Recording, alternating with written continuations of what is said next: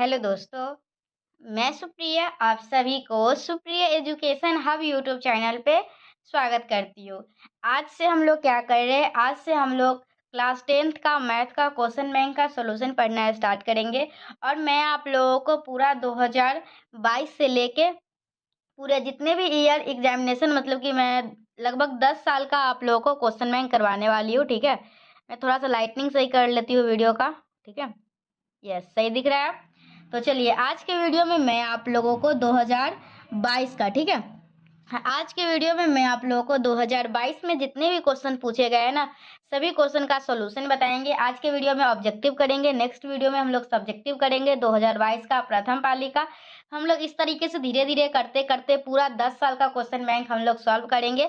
और ये वीडियो जो है, जो भी स्टूडेंट 2024 में मैट्रिक का बोर्ड परीक्षा देने वाले हैं उन लोगों के लिए बहुत ही ज़्यादा इंपॉर्टेंट है। और सिर्फ 2024 ही नहीं, कोई 2025 में भी देने वाले हैं तो उन लोगों के लिए भी बहुत ही इंपॉर्टेंट है, क्योंकि क्वेश्चन बैंक से ही मैक्सिमम क्वेश्चन आप लोगों के परीक्षा में पूछे जाते हैं। तो चलिए मैं आप लोगों का क्लास स्टार्ट करती हूँ और सभी क्वेश्चनों को बहुत ही डिटेल एक्सप्लेनेशन के साथ समझाने की कोशिश करती हूँ। सबसे पहला नंबर क्वेश्चन क्या है, निम्नलिखित में से कौन सा केंद्रीय प्रवृत्ति की माप नहीं है। तो पता होना चाहिए आखिर केंद्रीय प्रवृत्ति की माप कौन कौन है। ठीक है, तो मैं आप लोगों को बता दूं, केंद्रीय प्रवृत्ति की माप जो होता है ना, वो हम लोग निकालते हैं, माध्य निकालते हैं, माध्यक निकालते हैं, बहुलक निकालते हैं। ठीक है, तो हम लोग का ये तीनों है और ये नहीं है, तो हम लोग का इसका करेक्ट आंसर होगा ऑप्शन नंबर डी। ठीक है, आप लोग से कोई पूछेगा, अगर आप कोई दूसरा क्वेश्चन आप लोगों से बना के पूछ दिया जाए, इनमें से कौन सा केंद्रीय प्रवृत्ति का माप है, एक माध्य दे दे और तीन कोई और चीज दे दे। ठीक है, माध्यक बहुलक ना दे के कोई और ऑप्शन दे दे और फिर उसमें से चुनने के लिए पूछेगा तो आप लोग बता दीजिएगा। ठीक है, नेक्स्ट क्वेश्चन क्या है, प्रेक्षण 14 15 13 16 14 15 17 13 15 का बहुलक है। तो देखिए मैं आप लोगों को बता दूं बहुलक कैसे निकाला जाता है।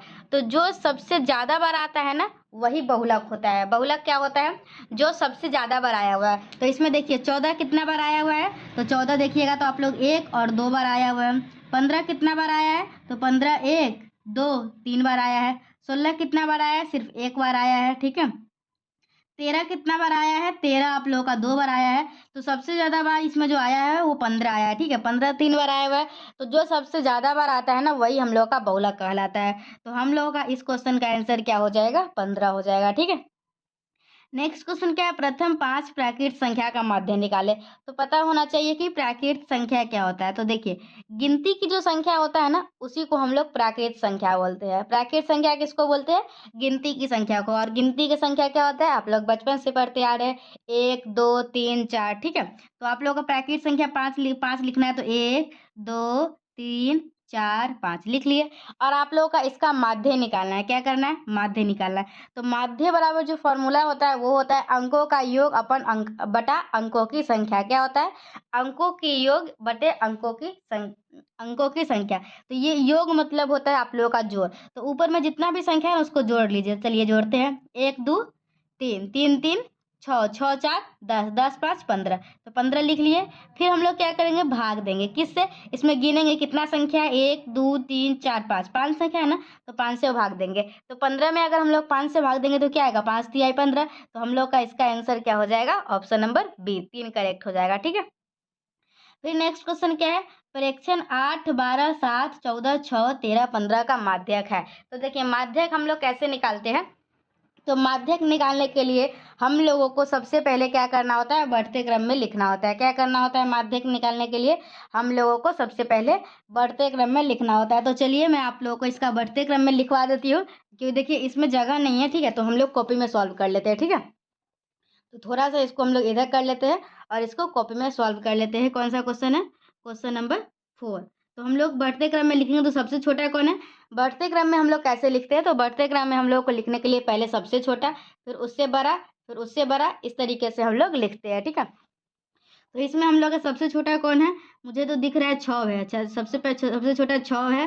फिर आप लोगों का 7 है, 6 हो गया, 7 हो गया। फिर इसमें 8 है। फिर आप लोगों का क्या है, 9 नहीं है, 10 नहीं है, 11 नहीं है। फिर 12 है आप लोगों का। फिर 13 है। फिर 14 है। और फिर 15 है। ठीक है, इस तरीके से लिख लीजिएगा। इसके बाद आप लोगों को माध्यक निकालना है ना, तो माध्यक होता है हम लोग का ठीक बीचों बीच का संख्या। तो इसमें बीचों बीच देखिए, अगर 3 इधर हटा दिए 3 इधर, तो बीच में कौन सा संख्या है, बीच में है 12। ठीक है, और आप लोग ध्यान से रखिए, देखिएगा कि हम लोग क्या सारा अंक लिख लिए है ना, 8 लिख दिए हैं, 12 लिख दिए हैं, 7 भी लिख दिए हैं, 14 भी लिखे हैं, 6 भी लिखे हैं, 13 भी लिखे हैं, 15 भी लिखे। तो हम लोग का जो बीचों बीच जो संख्या होता है ना, वही हम लोगों का माध्यक हो जाता है। अगर आप लोग का देखिए, ये तो 1 2 3 4 5 6 7, 7 को था तो 7 संख्या था, तो 3 इधर कर दिए 3 इधर, तो बीचों बीच ये आ गया। अगर आप लोग का 8 संख्या रहता तो बीच में 2 संख्या आया था ना, तो फिर जो 2 संख्या आता ना, तो दोनों के बीच में देख लेते, ठीक है, और वही हम लोग का माध्यक कहलाता है। तो इसमें हम लोग का माध्यक क्या हो जाएगा, चौथा का डी आंसर हो जाएगा। ठीक है, चौथा का हम लोग का डी हो जाएगा। फिर हम लोग देखेंगे 5वां नंबर क्वेश्चन क्या है। तो 5वां नंबर में क्वेश्चन क्या है, माध्यक का 3 गुना। ठीक है, 3 गुने माध्यक और माइनस माध्य का 2 गुना, मतलब 2 गुने माध्य। तो ये आप लोगों का बहुलक का एक फॉर्मूला है, इसको याद रखिएगा, बहुत ही ज़्यादा इंपॉर्टेंट है और बहुत बार है ना एग्जामिनेशन में पूछा गया है। ठीक है, ये वाला रिलेशन याद रखिएगा, बहुत ज़्यादा इंपॉर्टेंट है। क्या रिलेशन है, बहुलक बराबर, या फिर आप लोगों से एग्जामिनेशन में ऐसे भी पूछा जा सकता है, माध्यक दे देगा और माध्य दे देगा और पूछेगा बहुलक निकालिए, तो आप लोग को यही फॉर्मूला लगा के निकालना होगा, 3 गुने माध्यक माइनस 2 गुने माध्य बराबर बहुलक। याद रखिएगा आप लोग कैसे निकालेंगे, कैसे निकलेगा, 3 गुने माध्यक माइनस 2 गुने माध्य बराबर बहुलक। ठीक है, चलिए छठा नंबर क्वेश्चन क्या है, ए भुजा वाली समबाहु त्रिभुज का क्षेत्रफल। तो समबाहु त्रिभुज का क्षेत्रफल होता है हम लोग का √3/4 गुने भुजा स्क्वायर। ये फॉर्मूला है, आप लोग याद रखिएगा। ठीक है, ऐसे इसका प्रूफ भी है। अगर हम लोग आगे बनाएंगे ना सब्जेक्टिव क्वेश्चन, तो उसमें मैं आप लोग को अगर प्रूफ पूछेगा तो मैं आप लोग को उसमें बताऊंगी, लेकिन यहाँ ऑब्जेक्टिव है तो हम लोग इसमें ज़्यादा कुछ नहीं बताएंगे। ठीक है, तो समबाहु त्रिभुज का क्षेत्रफल क्या होता है, √3/4 गुने भुजा स्क्वायर। तो आप लोग का 6 का ऑप्शन नंबर सी करेक्ट हो जाएगा। इसका कौन सा करेक्ट है, 5 का सी करेक्ट है।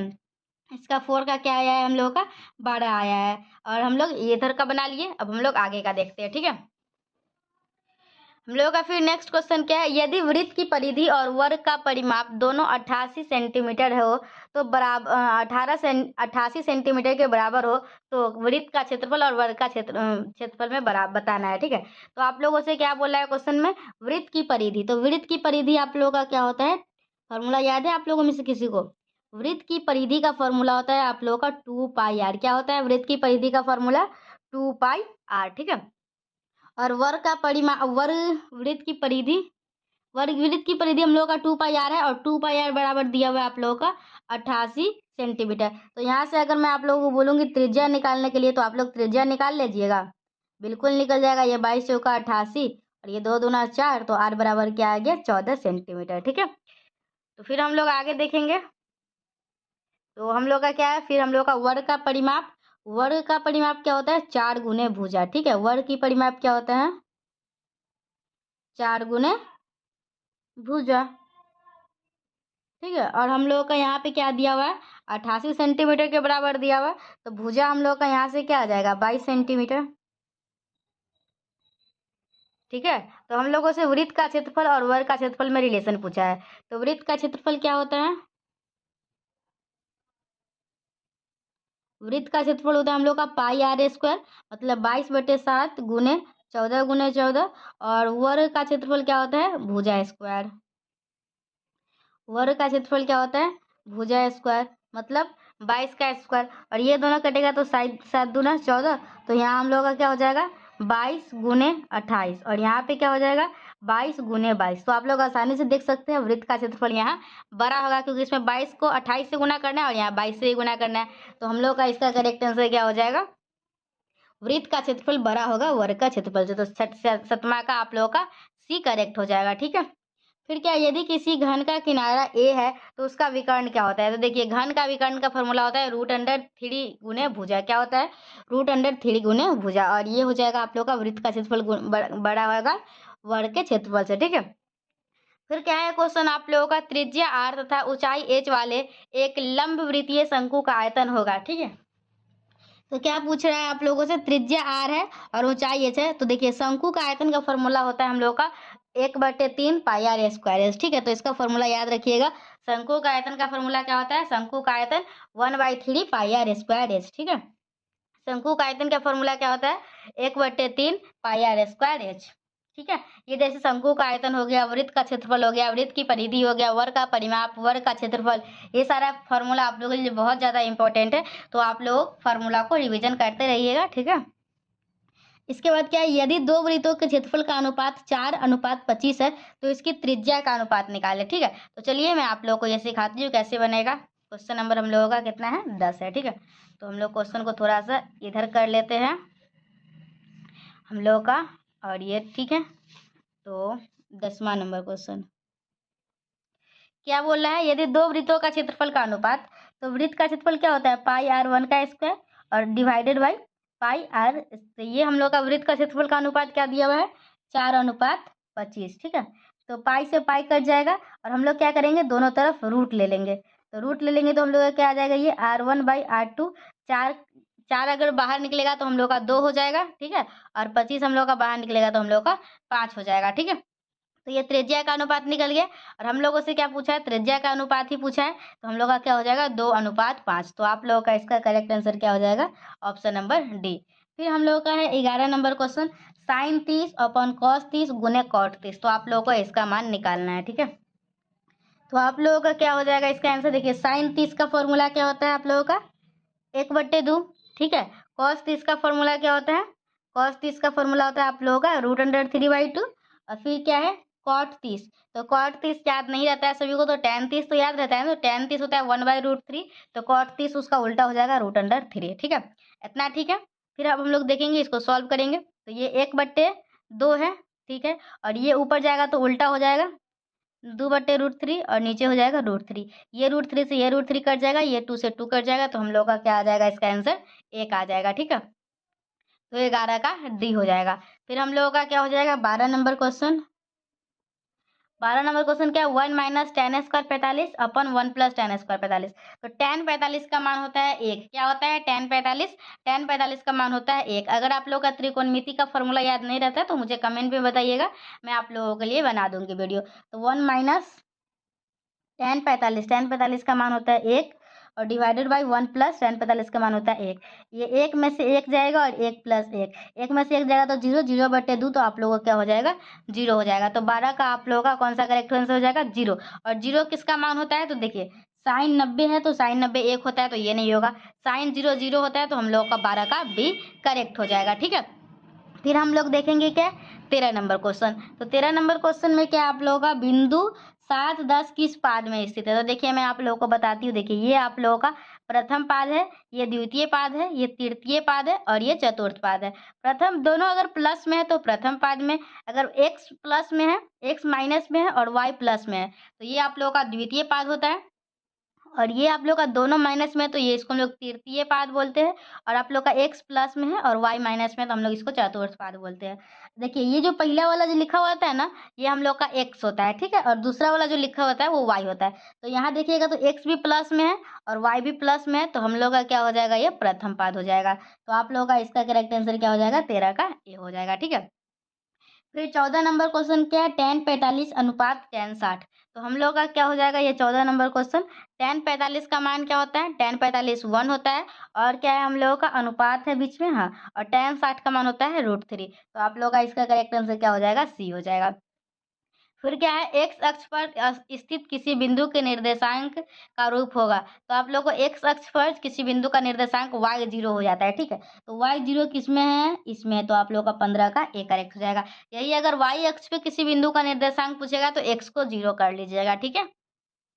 फिर आप लोगों का 16 नंबर क्वेश्चन क्या है, एक छड़ की लंबाई और उसकी छाया का अनुपात 1:√3 है, तो सूर्य का उन्नयन कोण। तो देखिए ये जो आप लोग को दिया हुआ रहता है वो tan थीटा दिया रहता है। ठीक है। tan थीटा आप लोग का 1/√3 है, तो थीटा के किस मान पे tan थीटा 1/√, होता है तो tan 30 पे होता है। तो आप लोग का इसका करेक्ट आंसर हो जाएगा 30। ठीक है।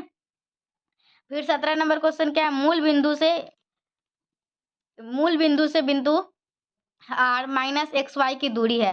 तो आप लोगों का इसका करेक्ट आंसर क्या हो जाएगा, मूल बिंदु से निकालना है। तो दूरी फार्मूला क्या होता है, मूल बिंदु से मतलब 0 0 से होगा। ठीक है। मूल बिंदु 0 होगा, और 0 0 से किस पर निकालना है आप लोगों को, -x और y पे। तो दूरी का फार्मूला होता है हम लोगों का, क्या होता है दूरी का फार्मूला, x2 - x1 का स्क्वायर प्लस y2 - y1 का स्क्वायर। तो -x - 0 का स्क्वायर और प्लस वाई माइनस 0 का स्क्वायर। ठीक है, तो माइनस एक्स में से 0 जाएगा तो क्या बचेगा, एक्स बचेगा, तो ये हो जाएगा एक्स का स्क्वायर और ये हो जाएगा वाई स्क्वायर। तो अंडर रूट क्या आ गया, X square plus Y square. तो आप लोगों का इसका 17 का कौन सा करेक्ट आंसर हो जाएगा, 17 का ए हो जाएगा। ठीक है, फिर अब आप लोगों का क्वेश्चन क्या है, 18 नंबर। बिंदु पी है आप लोगों का 5 7, ठीक है, और क्यू है आप लोगों का 8 11 के बीच दूरी ज्ञात कीजिए। तो दूरी का फॉर्मूला अभी मैं आप लोगों को बताई क्या होता है, x2 माइनस x1 का स्क्वायर और y2 माइनस y1 का स्क्वायर। तो आप लोग का 18 नंबर क्वेश्चन है। ठीक है, 18 नंबर हम लोग यहाँ कर लेते हैं। हम लोग का क्या हो जाएगा, ये रूट अंडर दे दीजिए और 8 में से 5 जाएगा तो 8 माइनस 5 का स्क्वायर और प्लस 11 माइनस 7 का स्क्वायर। ठीक है, तो 8 में से 5 जाएगा तो 3, 3 का स्क्वायर 9, 11 में से 7 जाएगा तो 4, 4 का स्क्वायर 16, 16 9 क्या हो जाएगा 25 और 25 को हम लोग लिख सकते हैं अंडर रूट 5 गुने 5 और बाहर निकलेगा हम लोगों का 5। तो आप लोगों का इसका करेक्ट आंसर क्या हो जाएगा 5। तो 18 का आप लोगों का बी करेक्ट हो जाएगा। ठीक है, फिर आप लोग का क्या 19, रेखा y इक्वल टू 4 का आलेख निम्न में से किस बिंदु से होकर गुजरेगी। तो रेखा है y इक्वल टू 4, तो देखिए आप लोगों को कैसे बनाते हैं ग्राफ वो भी मैं आप लोगों को सिखा देती हूँ। देखिए ये आप लोगों का ग्राफ रहता है। ठीक है, अगर कुछ बोले y इक्वल टू 4 तो देखिए ये हम लोगों का y वाला होता है। ठीक है, अगर y यहाँ 4 है तो y इक्वल टू 4 होगा। तो अगर आप लोगों से इस यहाँ इस पॉइंट से कोई पूछेगा ये क्या है, तो x में कितना बढ़ा है, x में थोड़ा भी नहीं बढ़ा है, x में 0 है और y में 4 है। तो ये किस बिंदु से गुजरेगा, 0 और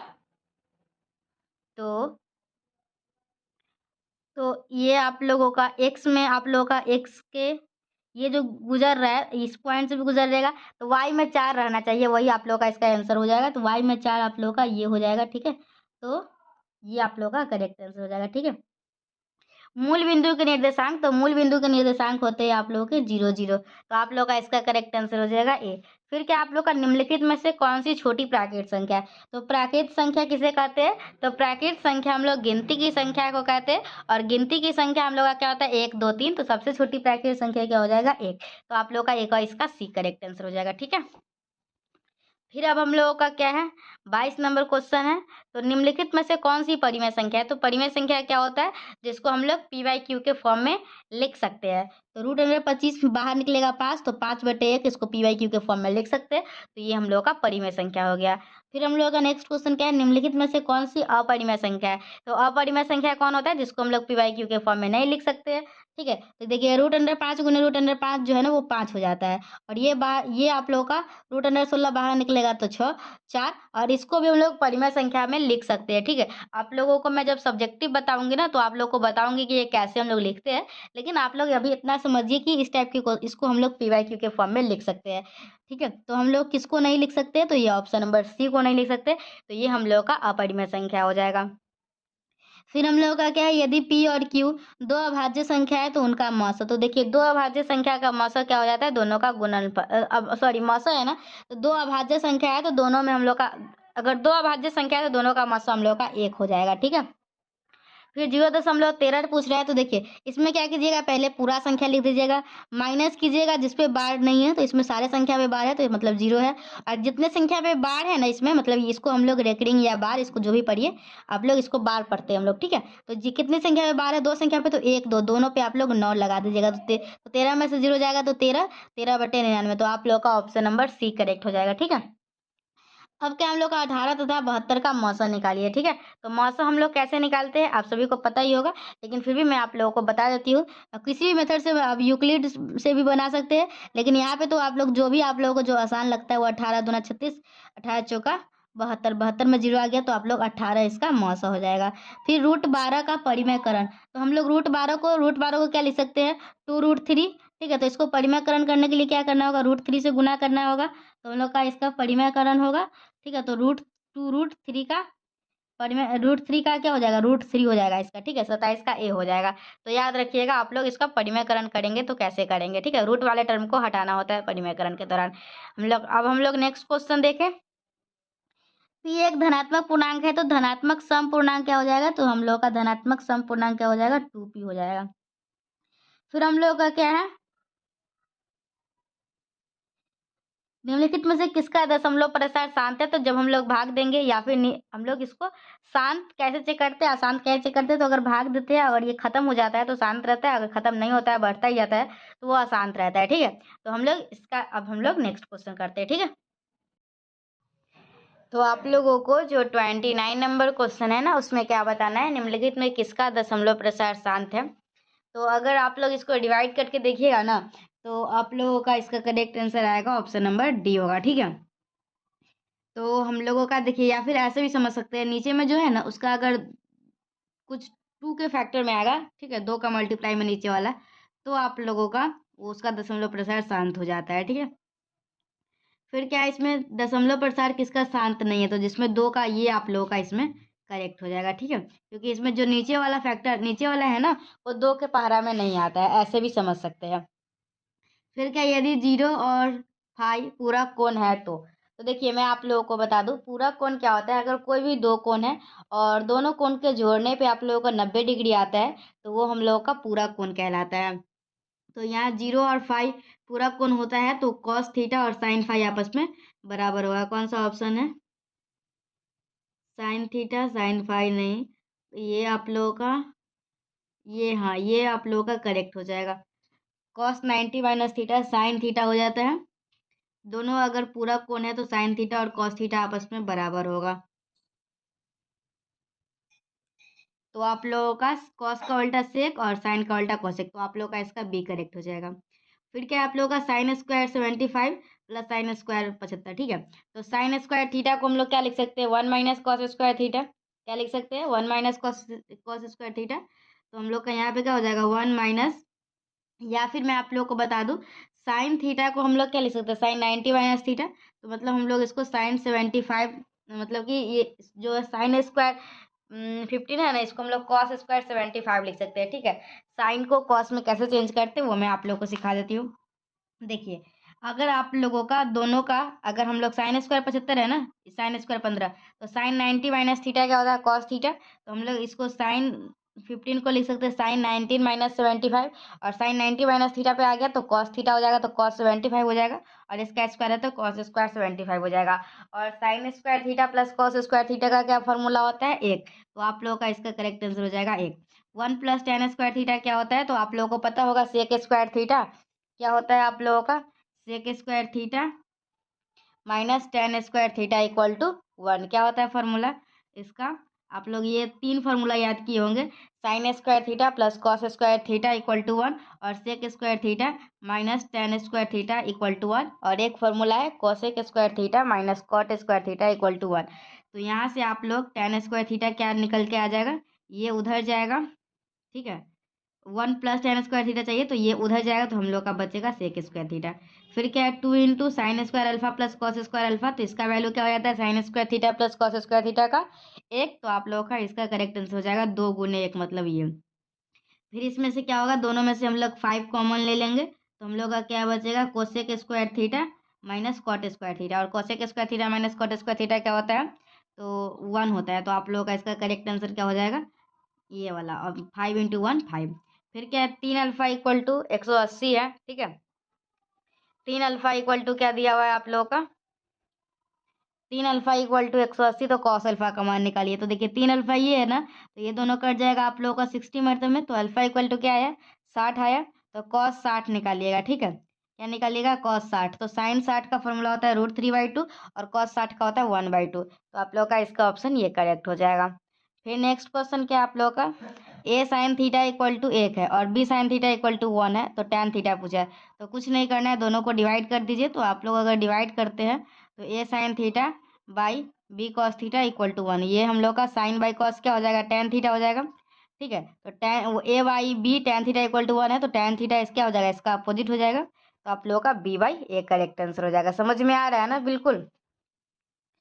चलिए अब देखिए, आप लोग का 1/√3 किसका मान होता है, तो अगर आप लोगों को फॉर्मूला याद है तो अच्छे से पता होगा, साइन 30 का फॉर्मूला क्या होता है, 1/2, tan 30 का क्या होता है, 1/√3, तो आप लोगों का इसका करेक्ट आंसर हो जाएगा ऑप्शन नंबर बी। आप लोगों को त्रिकोणमिति का फॉर्मूला और मेन क्षेत्रमिति का फॉर्मूला पूरा आप लोगों को अच्छे तरीके से याद होना चाहिए, सारा फॉर्मूला, क्योंकि आप लोग देख सकते हैं क्षेत्रमिति के भी फॉर्मूला से बहुत सारा क्वेश्चन था, और त्रिकोणमिति के फॉर्मूला से भी। ठीक है, अब आप लोग क्या देखिए, sec theta plus tan theta equal to X दिया हुआ है, तो टेन थीटा पूछ रहा है, तो देखिए अगर sec theta plus tan theta X दिया हुआ है ना, तो अगर आप लोगों से कोई पूछेगा कि sec theta minus tan theta क्या हो जाएगा, तो ये आप लोगों का हो जाता है 1/x, याद रखिएगा इस बात को। ठीक है, क्या याद रखिएगा, अगर sec theta plus tan theta X दिया हुआ है, अगर आप लोगों से पूछ लिया जाए क्या sec theta minus tan theta बताइए, तो ये आप लोगों का हो जाएगा 1/x।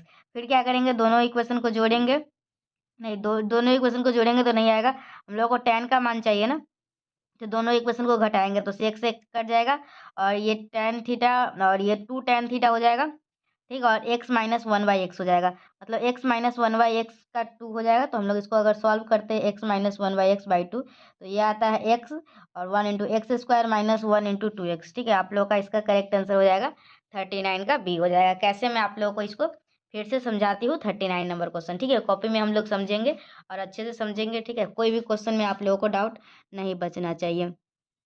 क्या दिया हुआ है आप लोगों को क्वेश्चन में, sec theta plus tan theta equal to X दिया हुआ है। तो देखिए आप लोग एक फार्मूला जानते हैं, ये वाला formula, sec square theta minus tan square theta equal to 1।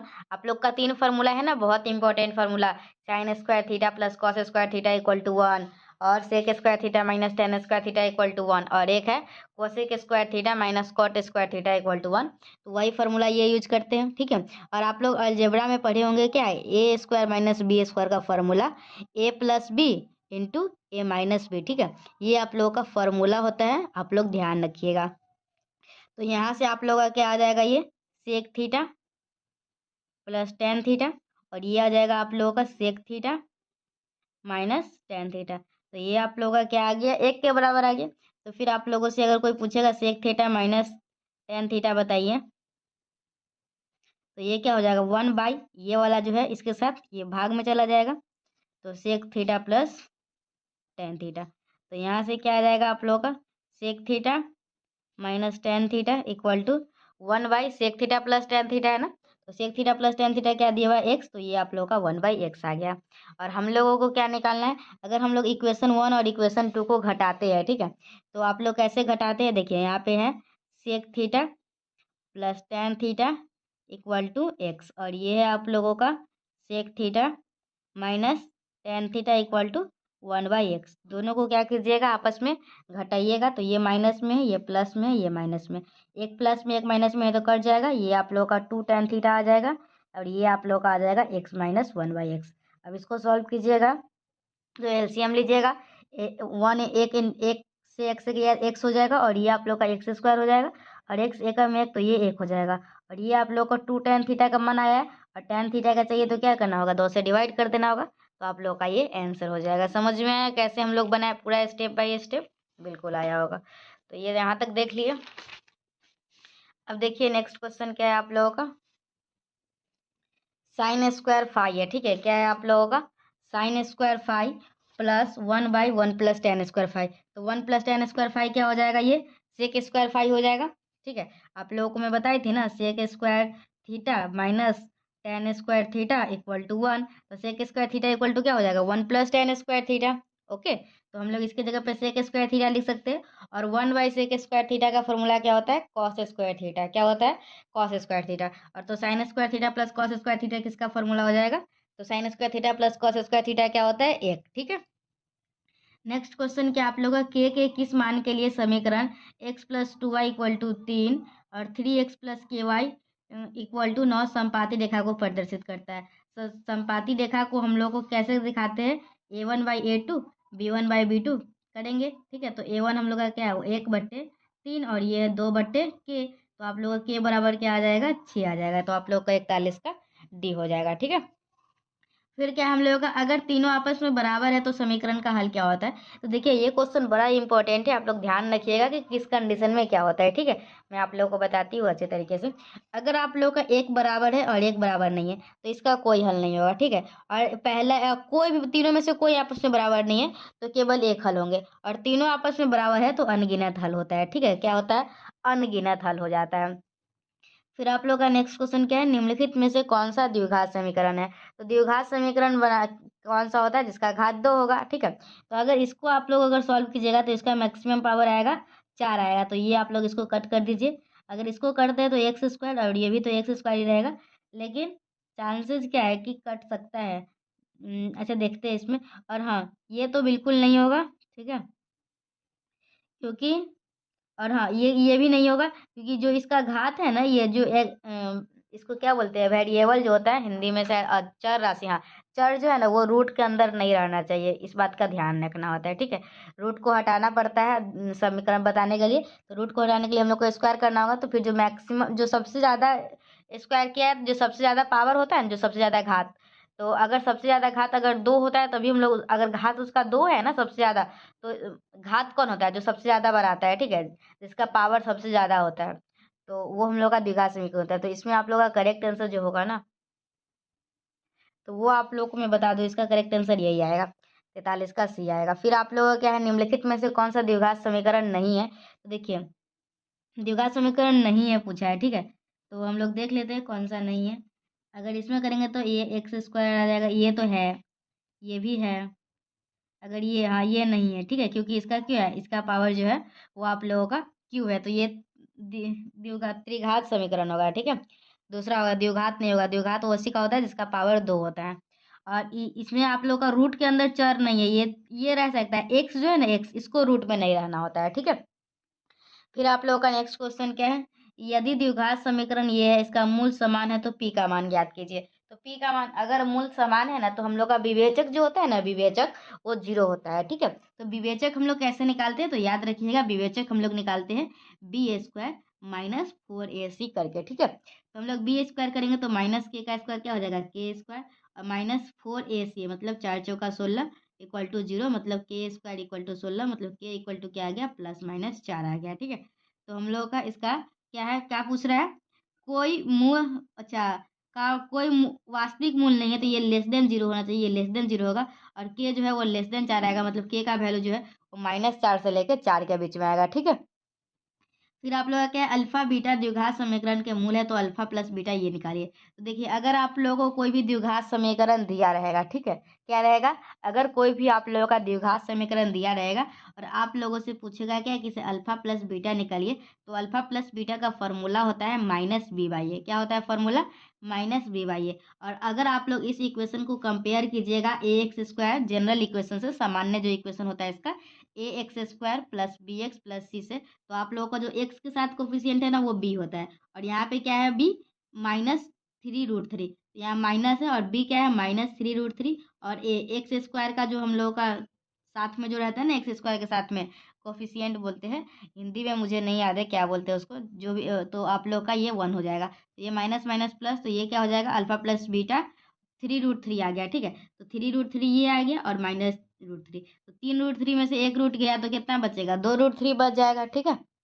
फिर अब आप लोगों का नेक्स्ट क्वेश्चन क्या है, समांतर श्रेणी इसका 14वां पद निकालिए। तो 14वां पद निकालने का फॉर्मूला होता है a प्लस 13d। अगर आप लोगों का कोई 50वां पूछेगा तो a प्लस 49d, एक घटा के लिखते हैं, ए हम लोगों का क्या है यहाँ 13 है, प्लस 13 इंटू डी, डी कैसे निकालते हैं, तो देखिए जो आगे वाला है ना उसको घटाइए पीछे वाला से, तो मतलब 7 में से, ये आगे वाला क्या है 7, इसके पीछे क्या है 3, तो 7 में से 3 घटेगा तो 4, तो हम लोग डी हम लोगों का 4 हो जाता है।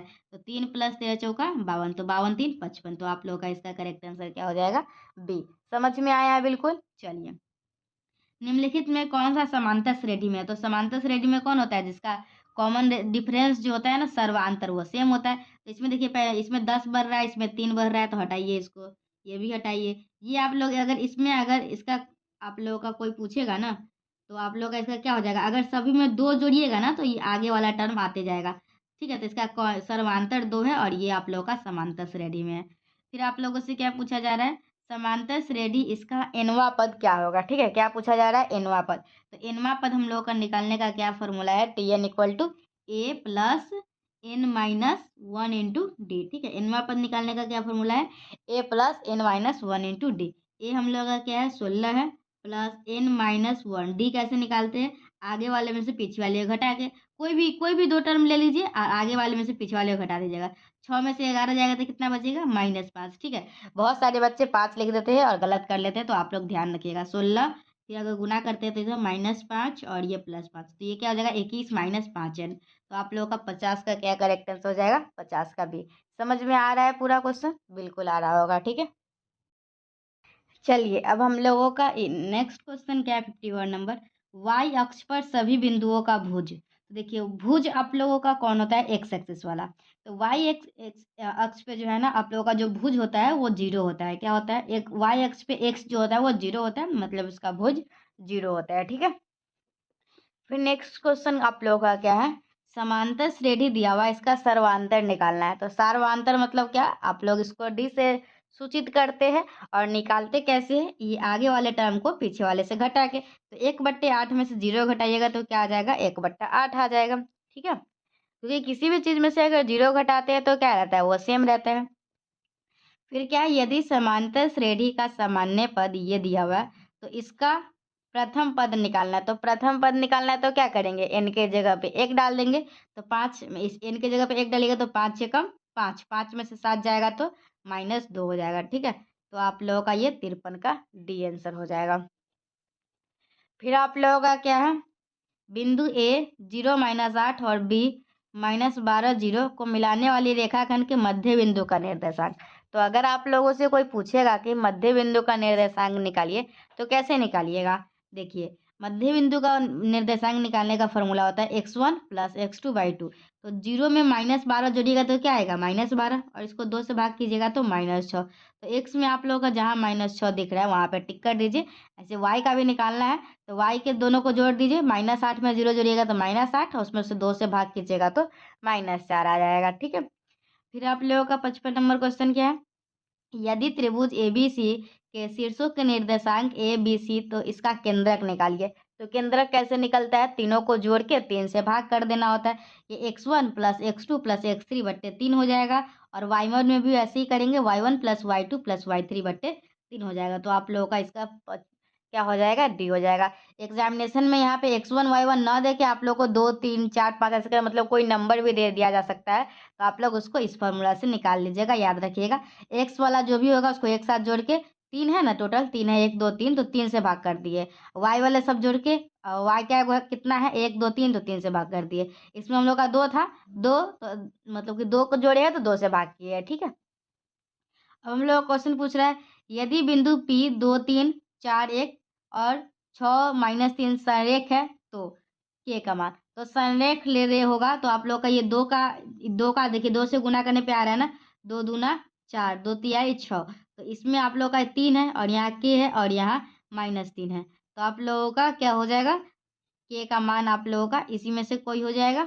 तो ऐसा ही हम लोग लेंगे जो 3 से कटता होगा। ठीक है, देखिए यहाँ 2 2 - 4 हुआ है ना, तो अगर हम लोग यहाँ किया लेंगे तो इसको ऐसे नहीं बनाइएगा, ऐसे गलत हो जाएगा। संरेख कहने का मतलब क्या है, वो एक ही रेखा में, मतलब मान लीजिए ये वाला पॉइंट है। ठीक है, तो यहाँ P है और यहाँ पे Q है और यहाँ पे R है। तो ये PQ जो है वो आप लोगों का ये जो Q पॉइंट है संरेख है, मतलब ये इसका मिड पॉइंट होना चाहिए। देखिए अगर आप लोग इस दोनों को जोड़िएगा, ठीक है, ये P है R है और ये बीच में होगा Q। ठीक है, Q अगर बीच में है तो मतलब ये हम बीच वाला पॉइंट कैसे निकालते हैं, यहाँ देखिए ये आप लोग का 2 3 है और ये है 6 - 3। तो अगर जोड़िएगा तो 6 2 8, 8/2 तो 4 आ जाएगा। फिर 3 में -3 जोड़िएगा तो क्या आएगा, 0, 0/2 0। तो आप लोगों का 56 का क्या हो जाएगा, डी हो जाएगा। ठीक है, नेक्स्ट क्वेश्चन क्या, यदि त्रिभुज का शीर्ष दिया हुआ है तो इसका परिमाप निकालिए। तो त्रिभुज का शीर्ष देखिए, ये त्रिभुज का 0 0 है, ये एक 3 0 है और ये 0 4 है। तो इसका परिमाप कैसे निकलेगा, सभी भुजा को जोड़ दीजिए। तो त्रिभुज का शीर्ष है, मैं थोड़ा सा अच्छे से डायग्राम बना लेती हूँ, इस तरीके से है। ठीक है, एक त्रिभुज है, ये है हम लोग का 0 0 पे है। अब x में 0 जाना है और y में 4 जाना है। तो हम लोग का ये वाला पॉइंट जो है, ये वाला, ये हम लोग का क्या हो जाएगा, x में 3 गया है, y में 0 गया है।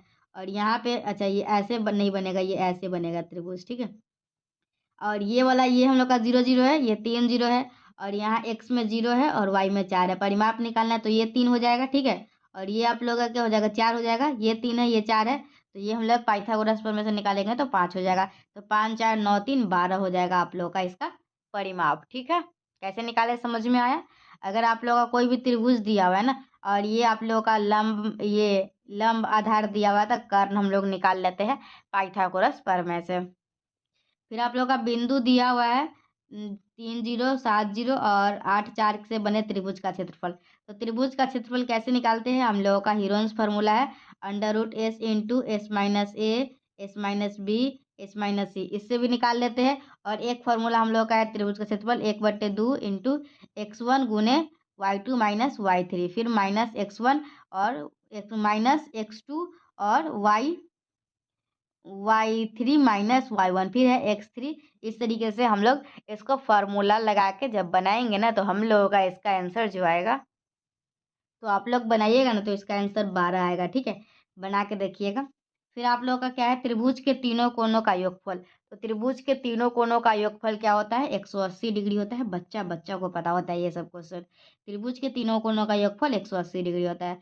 फिर क्या दिया हुआ है, त्रिभुज पी क्यू आर में पी क्यू और क्यू आर पी क्यू और पी आर बराबर है, तो आप लोगों का ये बताना है। तो देखिए हम लोग का क्या है, एक त्रिभुज है पी क्यू आर, इसमें पी क्यू और पी आर बराबर है। तो अगर दो भुजा आपस में बराबर है तो दो कोण भी बराबर होगा। तो अगर ये 40 है तो ये भी 40 हो जाएगा। तो हम लोगों का इसका आंसर क्या हो जाएगा, आप लोगों का ए करेक्ट आंसर हो जाएगा। फिर हम लोगों का 61 नंबर क्वेश्चन क्या है, दो त्रिभुज जो है वो आपस में, ये जो है ना वो सर्वांग समता का चिन्ह है। ठीक है, तो हम लोग का क्या है, यदि ए बी सी और डी क्षेत्रफल दिया हुआ है और आप लोगों से पूछा जा रहा है इसका साइड का, तो हम लोगों का क्या हो जाता है, क्षेत्रफल इसका फॉर्मूला, अगर कोई भी दो त्रिभुज आपस में समरूप है तो उसका क्षेत्रफल जो होता है वो उसके भुजा के स्क्वायर के बराबर होता है। ठीक है, मतलब हम लोग का क्या हो जाएगा, क्या निकालना है हम लोग का, ऐसे ऐसे हम लोग को फोटो बनाना होगा पहले थोड़ा सा, उसके बाद हम लोग इसको अच्छे से एक्सप्लेन करती हुई 61 नंबर। ठीक है, अभी तक हम लोग 60 क्वेश्चन बताई हूँ आप लोगों को, और अच्छे से सब समझ में आ रहा है तो वीडियो को लाइक जरूर कर दीजिएगा। ठीक है, चलिए अब मैं आप लोगों को 61 नंबर क्वेश्चन को समझाती हूँ। ठीक है, और हाँ, आप लोगों के पास जो भी फ्रेंड्स होंगे ना, सभी के पास वीडियो को शेयर करते रहिएगा। देखिए 61 नंबर क्या क्वेश्चन है, त्रिभुज ए बी सी समरूप है किसके, त्रिभुज क्यू आर पी के। तो मैं आप लोगों को एक त्रिभुज बना देती हूँ क्या। ठीक है, जो एक त्रिभुज हम लोगों का क्या है ए बी सी, दूसरा त्रिभुज क्या है हम लोगों का क्यू आर पी, दो त्रिभुज है। ठीक है, तो बोल रहा है क्या, जो त्रिभुज है ना ए बी सी, त्रिभुज ए बी सी उसका क्षेत्रफल और त्रिभुज पी क्यू आर का क्षेत्रफल दिया हुआ है 9/4। तो और हम लोगों का क्या है ए बी,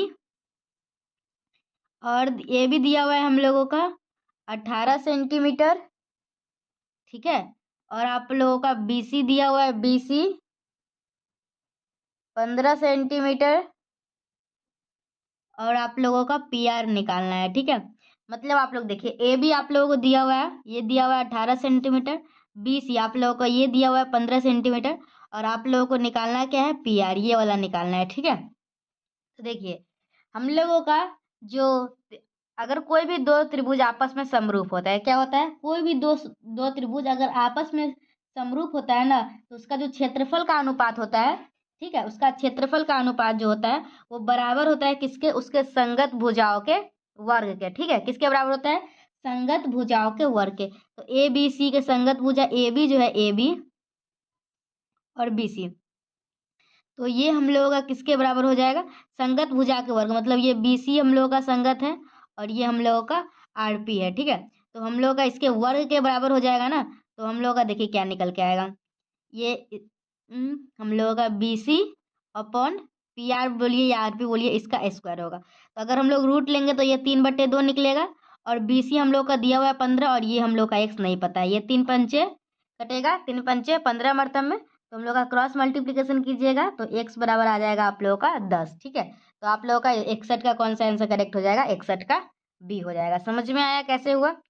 देखिए अगर कोई भी दो त्रिभुज आपस में समरूप होता है, याद रखिएगा। ठीक है, अगर पहले से पता है तो अच्छी बात है, नहीं पता है तो आप समझ लीजिए। अगर कोई भी दो त्रिभुज आपस में समरूप होता है तो उसका जो क्षेत्रफल का अनुपात होता है ना, वो बराबर होता है उसके संगत भुजाओं के अनुपात के।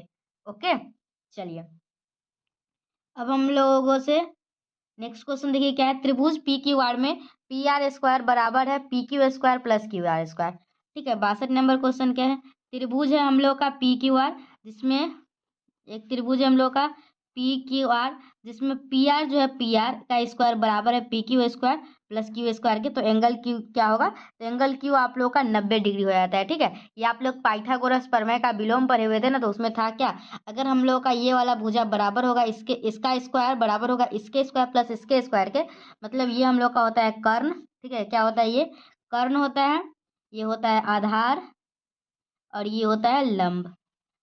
अगर हम लोग का कर्ण का स्क्वायर बराबर होगा लंब के स्क्वायर प्लस आधार के स्क्वायर के, ठीक है, क्या होगा, अगर हम लोग का कर्ण का स्क्वायर बराबर होगा लंब स्क्वायर प्लस आधार के स्क्वायर के, तो हम लोग का कर्ण के जो सामने वाला कोण होगा ना वो 90 डिग्री होगा। तो आप लोग का एंगल क्यू के बारे में पूछा है, इसी कोण के बारे में, तो ये क्या हो जाएगा आप लोगों का 90 डिग्री। तो 62 का आप लोग का ऑप्शन नंबर डी करेक्ट हो जाएगा। ठीक है, चलिए देखिए नेक्स्ट क्वेश्चन क्या है आप लोगों का 63 नंबर में क्वेश्चन क्या है, त्रिभुज पी क्यू आर। ठीक है, एक त्रिभुज बना लेते हैं P Q R, P Q R, त्रिभुज पी क्यू आर में बिंदु एस और टी क्रमशः भुजा पी क्यू तथा पी आर पर इस प्रकार है कि, तो ये एक हम लोग का यहाँ एस है और यहाँ हम लोग का टी है।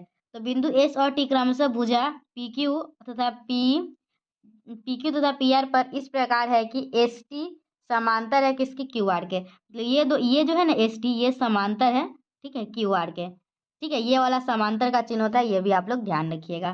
तो हम लोग का पी एस जो दिया हुआ है ये एक्स है, और एस क्यू जो दिया हुआ है ये x-2 है, और पी टी जो है ये x+2 है, और पी टी हम लोग का क्या दिया हुआ है x-1।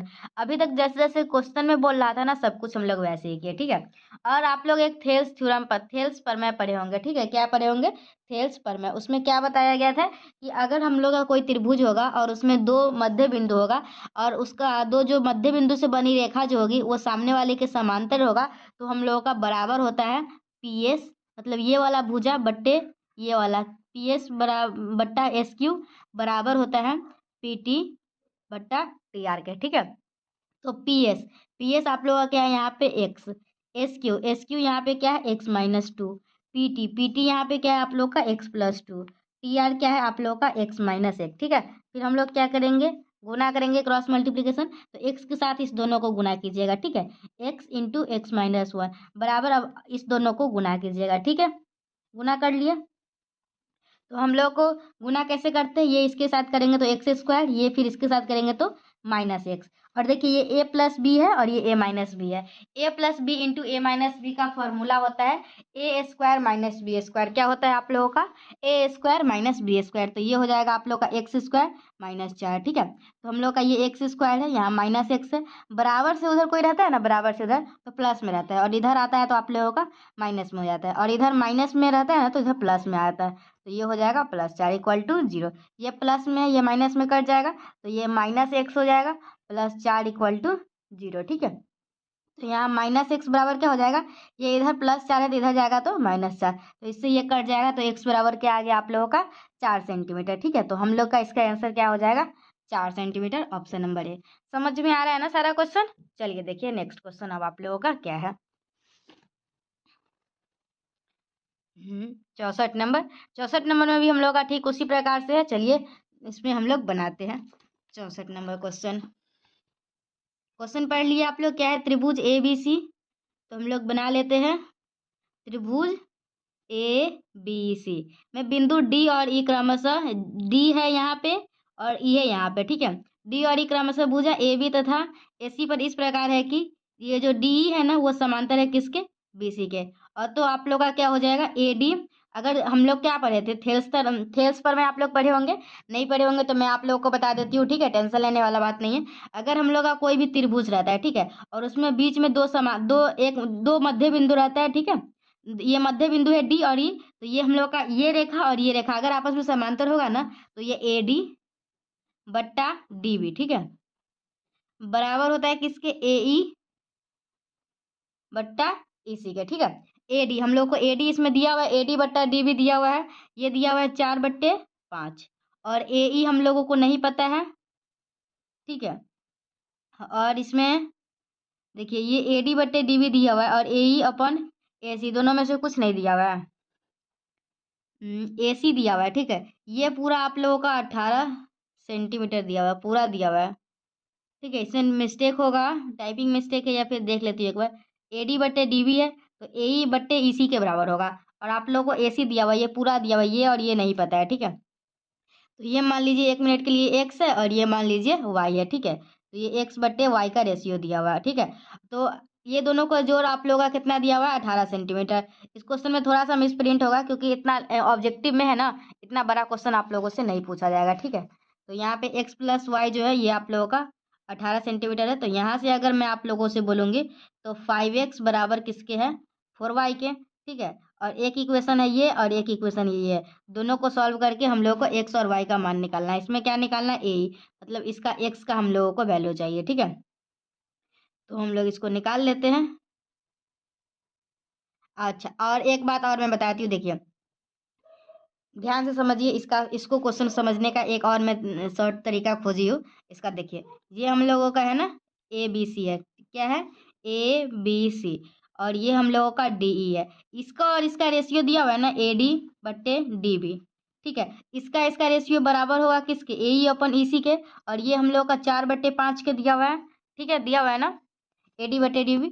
तो ये और ये पूरा दिया हुआ है हम लोगों का, ये 18 सेंटीमीटर है। तो ये हम लोग मान लीजिए ये 4x है और ये 5x है, तो 4x + 5x दिया हुआ है 18 के, मतलब 9x, दोनों को जोड़िएगा तो 9x बराबर 18। तो x बराबर क्या आ गया आप लोगों का 2, मतलब आप लोगों का जो AD हो जाएगा, AD ये हो जाएगा 4x है ना, क्या है AD आप लोगों का, AD है 4x, तो आप लोगों का आ जाएगा 4 × 2, और DB है 5x, मतलब 5 × 2, मतलब ये आ जाएगा 8 और ये आ जाएगा 10। और आप लोगों से पूछा क्या जा रहा है, AE, मतलब ऊपर वाला, तो ये आप लोगों का ये 8 के बराबर होगा, ठीक है, ये 8 होगा और ये 10 होगा। तो आप लोगों का इसका आंसर क्या हो जाएगा, ऑप्शन नंबर A, ठीक है। नेक्स्ट क्वेश्चन देखिए, 6 सेंटीमीटर त्रिज्या वाले वृत्त पर खींची गई दो समांतर स्पर्श रेखाओं के बीच की दूरी क्या होगी। तो हम लोग चलिए इसको भी बना लेते हैं। ये वृत्त चैप्टर का क्वेश्चन है, तो इसको थोड़ा सा ऊपर करते हैं, क्वेश्चन तो दिखना चाहिए। तो और हम लोग यहाँ पे सॉल्व करते हैं, ठीक है। 65 नंबर है, 6 सेंटीमीटर त्रिज्या वाले, त्रिज्या कोई भी हो, 6 सेंटीमीटर त्रिज्या वाले वृत्त पर खींची गई दो समांतर स्पर्श रेखा, ठीक है। एक हम लोगों का ये है, एक हम लोग का ये है। तो हम लोग का इसका देखिए, इसका दिया हुआ है 6 सेंटीमीटर, और हम लोग को ये जो खींचा गया ये और ये दोनों के बीच का दूरी निकालना है। तो अगर त्रिज्या 6 है तो व्यास क्या हो जाएगा, 12 सेंटीमीटर, और यही तो हम लोगों का दूरी होगा, तो ये हो जाएगा आप लोगों का 12 सेंटीमीटर, ठीक है। बहुत ही ईजी क्वेश्चन था, हम लोग बहुत ही अच्छे तरीके से बना लिए। फिर क्या है, किसी बाह्य बिंदु से वृत्त पर कितनी स्पर्श रेखा खींची जा सकती है। तो ये हम लोगों का वृत्त है, ठीक है। इस पे आप लोग कितना स्पर्श रेखा खींच सकते हैं, एक ये स्पर्श रेखा खींच लिए, और कितना खींच सकते हैं, देखिए वृत्त क्या है, किसी बाह्य बिंदु से, किसी बाह्य बिंदु से, ये हम लोग का वृत्त है, मान लीजिए बाह्य बिंदु यहाँ पे ले लिए, तो किसी बाह्य बिंदु से वृत्त पर कितनी स्पर्श रेखा खींची जा सकती है। देखिए एक स्पर्श रेखा तो ये खींच दिए, एक स्पर्श रेखा ये खींच दिए, और कोई स्पर्श रेखा खींचा जा सकता है किसी बाह्य बिंदु से, यहाँ से वृत्त से। तो हम लोगों का इसका आंसर क्या होगा, तो आप लोग देख सकते हैं क्या, किसी बाह्य बिंदु से वृत्त पे दो स्पर्श रेखाएं खींची जा सकती है। तो आप लोगों का इसका आंसर क्या हो जाएगा, 2। समझ में आ रहा है। चलिए नेक्स्ट क्वेश्चन क्या है आप लोगों का, 67। दी गई आकृति में आप लोग का देखिए, ये हम लोगों का एक वृत्त है, वृत्त पे एक बाह्य बिंदु है, यहाँ से दो स्पर्श रेखा खींचा गया है, ठीक है। और यहाँ पे हम लोगों का सेंटर है, ये हम लोग का दोनों त्रिज्या होगा, ये हम लोग का A है, ये B है, और ये P है। आप लोग को दिया हुआ है क्या, ये कौन दिया हुआ है, ये आप लोग का क्या दिया हुआ है, 130। तो आप लोगों से ये पूछा जा रहा है, ठीक है। तो आप लोगों का देखिए क्या हो जाएगा, समझिए इसको ध्यान से। ये आप लोगों का अगर कोई भी त्रिभुज है ना, तो अगर ये ठीक से बना रहे हैं ना, इसको ध्यान से देखिए आप लोग। तो इसमें मैं आप लोगों को बहुत कुछ एक साथ समझा देती हूँ, ठीक है। इसमें तो आप लोगों से ये दे के ये वाला पूछा है, क्या क्या पूछा जा सकता है, मान लीजिए ये जो है ना, ये अगर आप लोगों का पूरा 2 थीटा है, तो मान लीजिए ये थीटा और ये थीटा हो जाएगा, ठीक है। या ज़्यादा एक्सप्लेन करने की जरूरत नहीं, बस रहने दीजिए, समझिए। तो आप लोगों को अगर पूछेगा AOB जो है, वो आप लोगों के देखिए, ये जो कोण है ना, ये आप लोगों के बराबर होता है किसके, पता है, 180 माइनस ये जो कोण है इसके, देखिए ध्यान से देखिए, एंगल AOB बराबर होगा आप लोगों के 180 माइनस एंगल APB, ठीक है। ये आप लोगों के बराबर होता है, ठीक है। तो आप लोगों से AOB क्या पूछा गया, ये दिया हुआ है 130 है, और ये है 180, ये है माइनस एंगल APB। तो आप लोगों का इसमें क्या हो जाएगा, एंगल APB पूछा है, तो ये आप लोगों का 50 हो जाएगा, ठीक है। इस दोनों का जो है ना, ये कोण और ये कोण दोनों को जोड़ के हम लोग का 180 आता है। और इसमें कुछ और पूछ लिया जाए, ठीक है, क्या पूछ लिया जाए, कुछ और पूछा जाएगा तो मैं बाद में बताऊंगी। बस इसको और इसको दोनों को जोड़ के 180 आना चाहिए, आप लोग का 50 हो जाएगा, ठीक है। तो इसमें 50 ऑप्शन है, हाँ है। तो आप लोगों का इसका आंसर हो जाएगा ये वाला, ठीक है। फिर क्या है, त्रिभुज दी गई आकृति में, इसको समझ लेते हैं। दी गई आकृति में टीपी तथा टीक्यू दो स्पर्श रेखा ओ केंद्र वाले, तो देखिए क्या है आप लोगों का, दी गई आकृति टीपी तथा टीक्यू दो स्पर्श रेखाएं ओ केंद्र वाले वृत्त पर इस प्रकार है कि पी टी क्यू, ये आप लोगों का 50 है तो ओ पी क्यू, इसमें क्या पूछा गया है, ये आप लोगों का, इस दोनों में कुछ अंतर है। पी टी क्यू ये आप लोगों का दिया हुआ है 50, ओ पी क्यू पूछा गया है, क्या पूछा गया है, ओ पी क्यू, अच्छा ये वाला पूछा गया है इसमें, ठीक है। इसमें क्या पूछा गया है, ये, तो ये आप लोगों का क्या हो जाएगा पता है, ये हो जाएगा आप लोगों को, चलिए इस क्वेश्चन को थोड़ा सा आप लोग ध्यान से समझिएगा। इस टाइप का क्वेश्चन जो है ना वो एग्जामिनेशन में पूछा ही जाता है, ठीक है। तो इसमें आप लोगों का क्या दिया हुआ है, पी टी क्यू, ये पूरा जो है ना वो 50 है, ठीक है। तो ये आधा जो है ये भी 25 हो जाएगा और ये भी 25 हो जाएगा, ठीक है। और आप लोगों का इसमें जो है ना, ये वाला कौन सा है ये बताती हूँ, ये वाला और ये वाला दोनों कितना हो जाएगा, ये हम लोगों से इसमें पूछा गया ओ पी क्यू, ठीक है। क्या पूछा गया, ओ पी क्यू, ध्यान रखिएगा ये वाला कौन पूछा गया है, तो आप लोग कंफ्यूज नहीं होइएगा, ठीक है। तो ये आप लोग का पूछा गया ना, और ये आप लोगों का 25 है, और ये आप लोग का कितना होता है पता है, 90। तो अगर आप लोग जोड़िएगा तो हम लोगों को निकालना है, हम लोग इस त्रिभुज को देखते हैं। तो हम लोगों से पूछा गया ये और ये, हम लोगों से ये कौन पूछा गया है, ठीक है। तो हम लोगों का इसमें ठीक से बनाई हूँ ना मैं, ये डायग्राम थोड़ा सा, मैं इसको बाद में देखती हूँ, ठीक है। ये थोड़ा सा अजीब टाइप का है। ये क्या है, बाह्य रूप से स्पर्श करने वाले दो वृत्तों के उभयनिष्ठ स्पर्श रेखा, तो आप लोगों का इसका आंसर हो जाएगा बाह्य रूप से स्पर्श करने वाले दो वृत्तों के उभयनिष्ठ स्पर्श रेखा, ये दो वृत्त है, ठीक है। तो आप लोगों से पूछा गया बाह्य रूप से स्पर्श करने वाले दो वृत्तों की जो उस स्पर्श रेखा हो जाएगी वो आप लोगों का 3 हो जाएगा। फिर क्या पूछा गया, दी गई आकृति में ओ वृत्त है तो ए ओ बी 40 है, तो ओ ए बी निकालिए, ठीक है, ये निकालना है। तो आप लोगों का इसका आंसर क्या हो जाएगा, दी गई आकृति में ओ वृत्त का केंद्र है, ठीक है। ओ क्या है, वृत्त का केंद्र है, तो ये हम लोग का 2 थीटा अगर है, ठीक है। तो ये हम लोग को कौन सा एंगल पूछा है इसमें,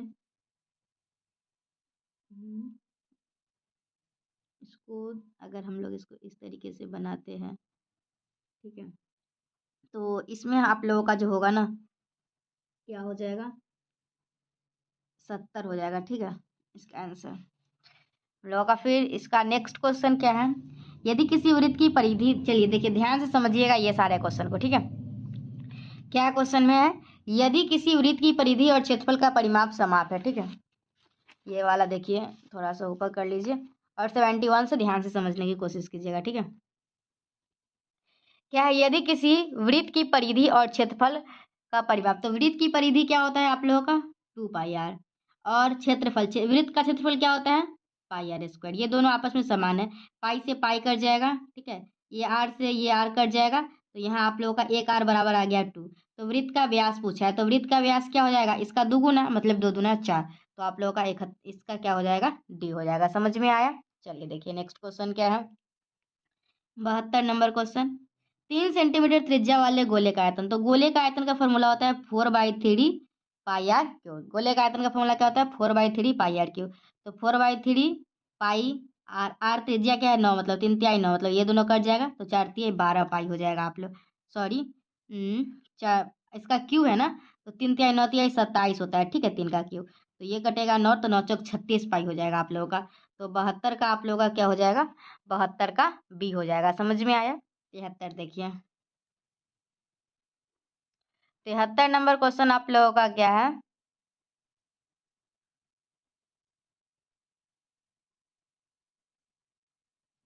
अच्छा देखिए, और मैं आप लोगों को ये क्वेश्चन स्किप की थी ना, तो इसका फॉर्मूला होता है 180 माइनस 2 थीटा, मतलब 180 माइनस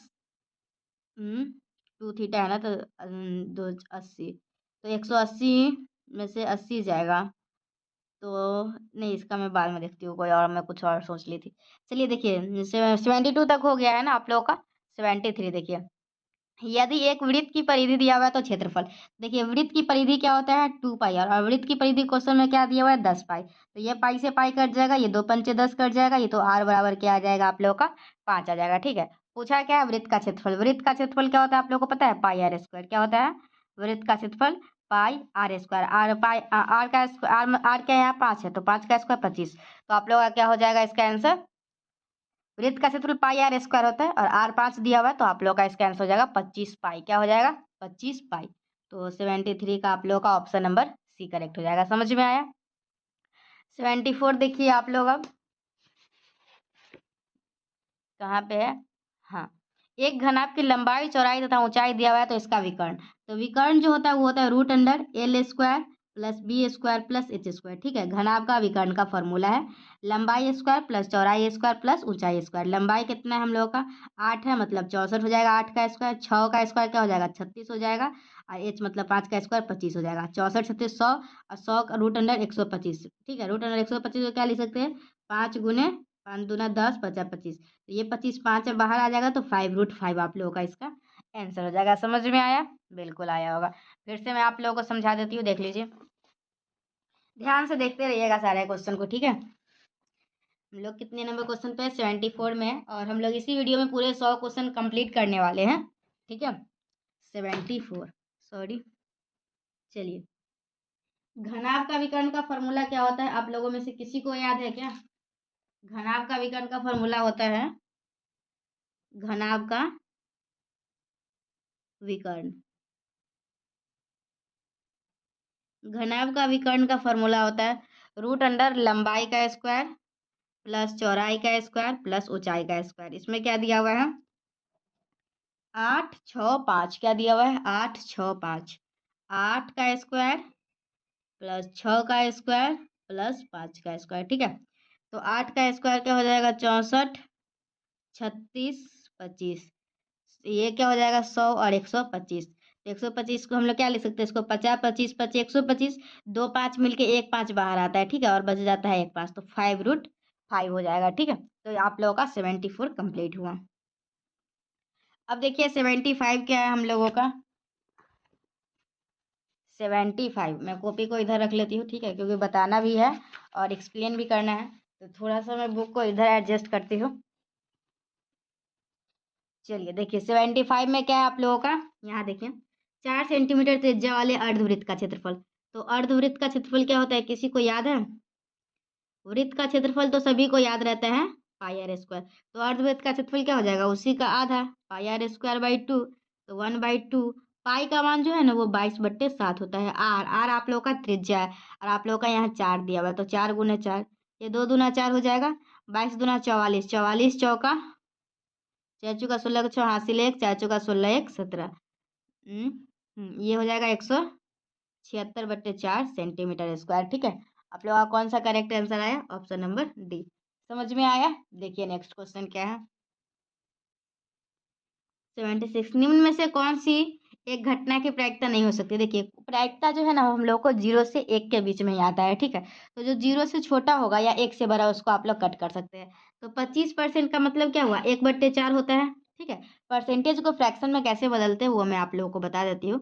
25% है ना, इसको फ्रैक्शन में बदलना है तो 100 से भाग कर दीजिए, तो ये आप लोगों का आ जाएगा 1/4 आ जाएगा। ठीक है, फिर आप लोग का 2/6 काटिएगा तो ये 1/3, 3/4 है, तो ये भी जो भी इसको भाग करेंगे तो 1 से कम ही आएगा, लेकिन 3/2 को भाग कीजिएगा तो 1.5 आएगा। ठीक है, क्या आएगा, अगर देखिए यहाँ पे क्या लिखा हुआ है पता है 3/2।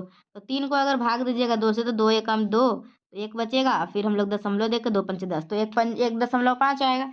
तो हम लोगों का प्रायिकता जो है ना वो 0 से 1 के बीच में ही हो सकता है, उसके ऊपर नहीं हो सकता है। ठीक है, प्रायिकता का न्यूनतम मान होता है, तो प्रायिकता का न्यूनतम मान 0 हो सकता है। ठीक है, माइनस में नहीं होता है प्रायिकता, ध्यान रखिएगा आप लोग इस बात का। नेक्स्ट क्या, एक पासे को फेंका गया है, एक विषम संख्या आने की प्रायिकता क्या है। देखिए अगर हम लोग पासा को फेंकते हैं, पासा मतलब डाइस होता है, तो लूडो तो खेलते ही होंगे, तो उसमें क्या क्या आ सकता है 1 2 3 4 5 6। तो पूछा जा रहा है क्या कि विषम संख्या आने की प्रायिकता क्या है। तो आप लोगों को पता होगा क्या विषम संख्या क्या क्या होता है 1 3 5। ठीक है, टोटल 3 संख्या आ सकता है, और टोटल कितना है 6, मतलब 3/6 मतलब 1/2 हो जाएगा आप लोगों का इसका आंसर। ठीक है, नेक्स्ट क्वेश्चन क्या है आप लोगों का, यदि एक मैच जीतने की प्रायिकता दिया हुआ है तो हारने की प्रायिकता पूछा है। तो देखिए अगर कोई भी चीज़ जीतने का दिया रहेगा या फिर कोई भी होने का और ना होने की प्रायिकता जो दिया रहेगा ना, तो कुछ नहीं करना है, आप लोग को 1 में से घटा देना है। तो अगर 1 में से 0.7 घटाएँगे तो क्या बचेगा 0.3, ठीक है? तो 0.3 को हम लोग इस तरीके से लिख सकते हैं।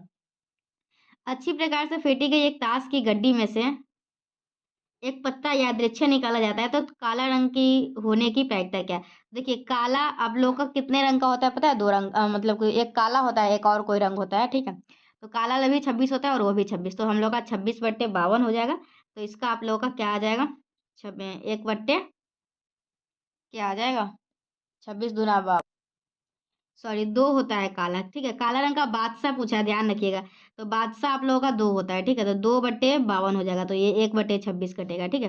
काला रंग का बादशाह कितना होता है? 2 होता है। तो आप लोग ध्यान रखिएगा, थोड़ा सा अच्छे से देख लीजिएगा इसे कौन सा रंग का कितना होता है, क्योंकि ये ताश वाला क्वेश्चन जो है ना परीक्षा में पूछा ही जाएगा। 64 के अभाज्य गुणनखंड में 2 का घातांक है। तो आप लोगों को अभाज्य गुणनखंड निकालने आते हैं? मैं आप लोगों को बताती हूँ, देखिए कैसे निकालते हैं। 64 है ना, इसका हम लोग ऐसे निकालते हैं 32, ठीक है? फिर हम लोगों का 16, फिर हम लोगों का 8, फिर हम लोगों का 4, फिर हम लोगों का 2। तो तो हम लोग अच्छा यहाँ 2 है, ठीक है? यहाँ पे 2 है, ध्यान रखिएगा। तो 32, 16, 8, 4, तो 2 कितना? 1, 2, 3, 4, 5, 6। तो वही 2 का घातांक पूछा है तो आप लोगों का 6 हो जाएगा। महत्तम गुने लघुत्तम, तो देखिए महत्तम गुना जो लघुत्तम होता है ना वो 2 संख्या का गुणनफल होता है। तो पी और क्यू का महत्तम है तो पी गुने क्यू हो जाएगा, ठीक है? फिर हम लोग का क्या, किसी बहुपद की घात होती है। तो किसी भी बहुपद का घात जो है ना वो पूर्ण संख्या होता है, ठीक है? क्या होता है? किसी बहुपद का घात हम लोग का पूर्ण संख्या होता है। फिर क्या, ये बहुपद जो हम लोग का दिया हुआ है इसका आलेख क्या होगा? तो इसका आलेख हम लोग का परवलय होगा, ठीक है? क्या होगा आप लोगों का? इस टाइप का ग्राफ जो है उसका परवलय बनता है। नेक्स्ट क्वेश्चन क्या है आप लोगों का? शून्यक 2, 8 वाले बहुपद की संख्या कितनी होगी? तो 2 शून्यक है तो इसका बहुपद की संख्या कितना होगा? 2 होगा, ठीक है? क्या पूछ रहा है? शून्यक 2, 8, इसका अल्फा और 8 है। अल्फा इसका शून्यक अल्फा इसका शून्यक 2 और 8 है। तो बहुपद की संख्या कितनी होगी, ठीक है? तो आप लोग ऐसा कितना, अच्छा सॉरी, कितने बहुपद होंगे जिसको सॉल्व करने पे क्या आ जाएगा? शून्यक 2 और 8 आएगा। तो इसमें ज़्यादा थोड़ी होगा, ठीक है? तो ये आप लोगों का 2 ही होगा, ठीक है? 85 का 2। फिर क्या, आप लोग किसी द्विघात बहुपद के शून्यक दिया हुआ है तो द्विघात समीकरण, देखिए इसका फॉर्मूला होता है हम लोग का एक्स स्क्वायर, ठीक है? मैं फॉर्मूला बता देती हूँ आप लोगों का, 86 का याद रखिएगा। अगर आप लोगों का शून्यक दिया हुआ है, ठीक है? मतलब शून्यक का एक अल्फा दिया हुआ है और एक बीटा दिया हुआ है, ठीक है? 2 शून्यक दिया हुआ है ना, तो इसका हम लोग का समीकरण लिखने का फॉर्मूला होता है x square minus alpha plus beta into x plus alpha into beta.